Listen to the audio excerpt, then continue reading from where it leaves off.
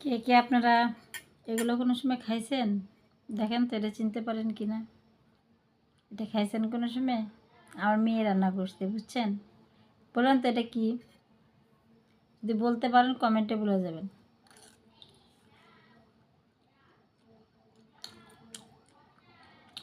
এটা আমার মেয়ে বানাচ্ছে, সুস্বাদু খাবার, বুঝতে পারছেন? ডিম দিছে, কপি দিছে, আলু দিছে, গাজর দিছে।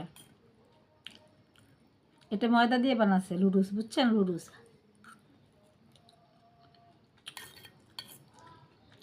আমার মেয়েরা প্রচণ্ড ভালোবাসে। আমার পৃথিবীতে কেউ নেই আমার দুটো মেয়ে ছাড়া।